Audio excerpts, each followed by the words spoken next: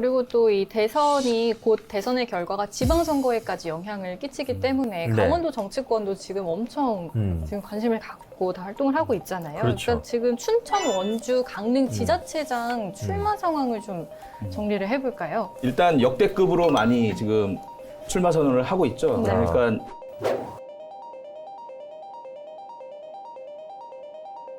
춘천, 원주, 강릉만 봤을 때 춘천은 여권에서 더불어민주당에서 일단 6명, 그러니까 이재수 현 시장과 강청영 전 도의원, 원선희, 유정배, 육동환, 허소영. 네. 아, 야권은 더 많아요. 9명인데 이게 가나다 순입니다. 네. 김성식 전 의원, 김영일, 변지량, 이광준, 이달섭, 이상민, 최동용, 최성현, 한중일 의원까지. 네.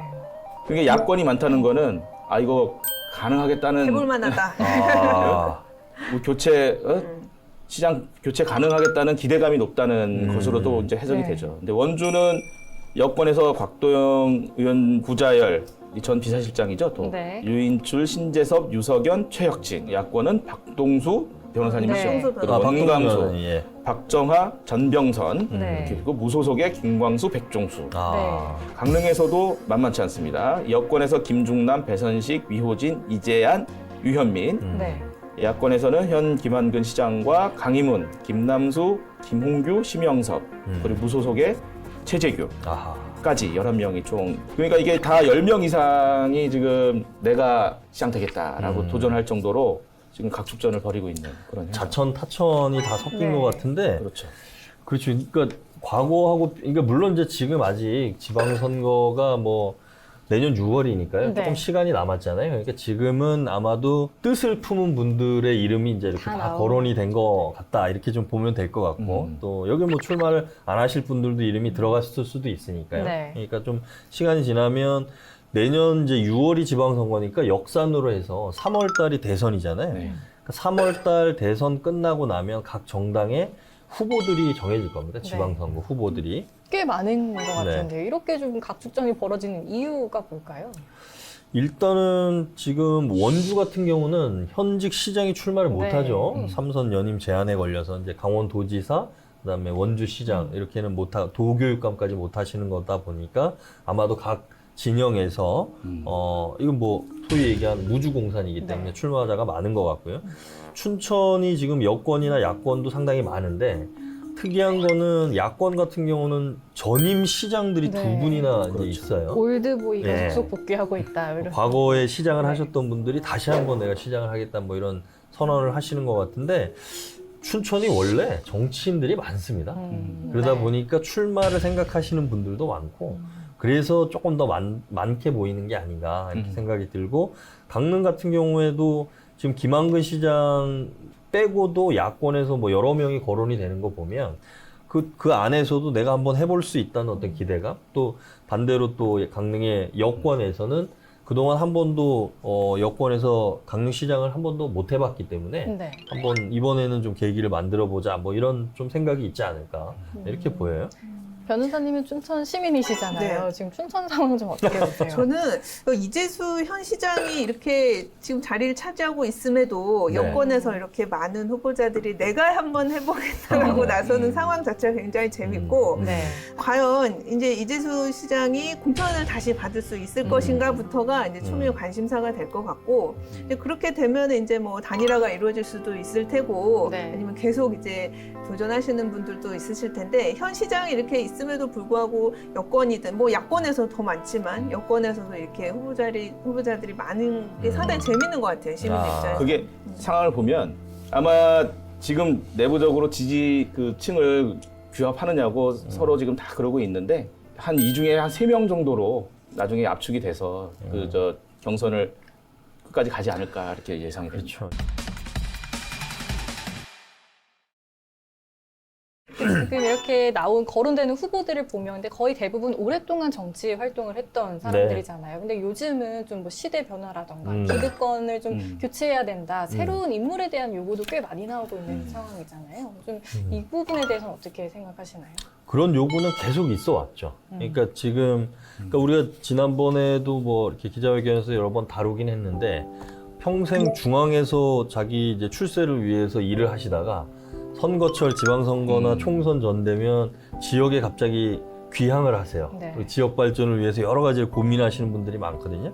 근데 이제 지역에 있는 유권자들도 그런 면에서는 좀 더 꼼꼼히 따져볼 것 같아요. 아, 저 사람이 우리 지역을 위해서 얼만큼 노력을 해왔고, 또 그다음에 기여를 해왔고, 지역을 뭔가 바꾸기 위해 새로운 비전을 어떻게 제시하느냐, 이런 게 상당히 중요한 것 같아요. 과거에 단순히 내가 뭐 서울에서 큰 자리를 했다든지, 뭐 강원도에서 무슨 큰 자리를 했다, 이런 거는 어떻게 보면 물론 뭐 본인만의 어떤 뭐 자기가 가지고 있는 장점이 될 수도 있지만, 한편으로 얘기하면 지역을 떠나 있었다는 것도 또 약점이 될 수도 있거든요. 그래서 그 유권자들을 잘 이해시키는 자기만의 전략들을 잘 짜지 않을까, 각 정당의 후보들이 준비하시는 분들이. 보면은 국민의힘이 이제 이준석 대표 30대의 이준석 대표가 된 이후에 네. 세대 교체의 바람이 지금 사실 불고 있다고 저는 봐요. 이게 뭐 시장 군수 말고도 지금 네. 이제 도의원, 시의원 네. 중에 나오는 준비하는 사람들 보면 엄청 젊은 사람들이 예전에는 50대는 돼야 나올다 그러는데 지금 30대에도 막 도전하겠다고 하는 움직임이 많거든요. 저는 되게 바람직하다고 보는 게 예전 같지 않거든요. 지금의 언론 환경이나 정보 접근권이 상당히 간편하고 빠르고, 그리고 지식을 얻기 위한 간접 경험을 우리가 쉽게 할 수 있어요. 그래서 가장 중요한 거는 이제 어떤 생각을 가지고 있느냐. 이게 사익을 추구하지 않는, 어릴 때부터 그래도 가정교육이든 사회교육이든 제대로 받아서 난 이런 정치인이 한번 돼볼까라고 하면서 공부도 열심히 하고 주위에 또 좋은 정치 선배들이 있고, 그래가지고 아, 이거 내가 하는 것보다 제가 하는 게 낫겠다는 신뢰를 얻는다면은 30대도 충분히 정치의 중심에 설 수 있다라고 저는 생각을 하고요. 이준석 대표가 그래서 상당히 중요하다. 그래서 지금 제가 볼 때 이준석 대표는 시행착오를 아주 심하게 겪고 있다고 봐요. 말 한마디 하면 그에 대한 정치적 해석이 아주 다방면으로 들어오기 때문에 조심하고 있지만, 그러한 경험이 쌓이고 이제 간접 경험으로 보면서 아, 저렇게 하면 안 되겠구나. 이렇게 해야겠구나. 라는 걸 배우면서 우리 강원도에서도 좀 젊은 정치인이 나와서 세대 교체가 제대로 이루어졌으면 하는 좀 소망이 있습니다. 저도 젊은 정치인들이 이제 새롭게 나가서 정치인으로 비로소 성장해 나가는 모습을 보는 게 상당히 좋아 보이고, 네. 사실 지금 있는 뭐 거물급 정치인들도 다 옛날에 처음 나와서 막 이렇게 두드려 맞고 막 성장해서 지금 이렇게 딱 큰 거물급이 된 거잖아요. 그래서 네. 근데 물론 되게 불안해요. 네, 이준석 대표를 보면서도 아, 되게 불안하고 뭔가 좀 안정감도 없고 이제 좀 어디로 이렇게 잘못 튈 것 같기도 하고, 그런 불안감은 있지만 그럼에도 불구하고 되게 열심히 소통하려고 하고 되게 좀 열린 마음을 보여주는 것 같아서, 그 뭐 유권자 입장에서는, 시민의 입장에서는 좀 네. 바람직하게 보지만 시행착오를 거치는 건 어쩔 수 없고, 다만 그 시행착오가 이제 우리한테 큰 손해가 안 미쳤으면 좀 잘 좀 했으면 하는 그러니까요. 바람이 있죠. 그래서 좀 시간을 두고, 시간인 것 같아요. 시간을 두고 계속 지지하고 응원 보내주면 또 젊은 사람들이 또 나가서, 또 우리 강원권에서 젊은 사람들 나가서 네. 또 큰 물에서 잘 놀 수 있지 않을까 생각됩니다.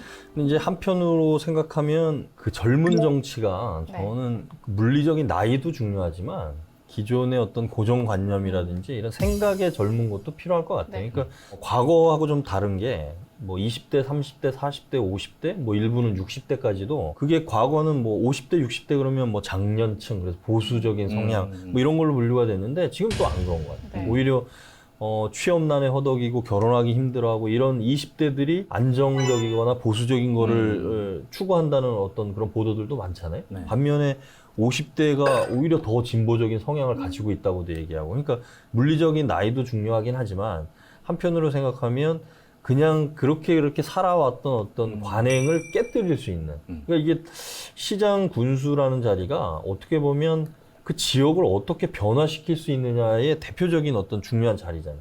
근데 관료 출신들, 늘 해왔던 관료 출신들, 또는 뭐 그냥 정치 바닥에만 오래 있었던 분들, 이런 분들은 거기에 젖어 있을 가능성도 많기 때문에 오히려 좀 젊은 생각 또는 젊은 어떤 비전을 제시하는 것도 내년 지방선거에서는 좀 유권자들이 바라지 않을까, 네. 그런 생각도 좀 해봅니다. 국장님 말씀하신 게 꼰대 문화. 그렇죠, 네. 그렇죠. 네, 여기에서 좀 탁 네. 벗어나서 틀을 깨는 네, 네. 신선한 바람이 불었으면 좋겠어요. 네, 대선 지선 뭐 1년도 채 남지 않았는데요. 네. 무엇보다 이제 유권자들의 관심이 중요한 때인 것 같습니다.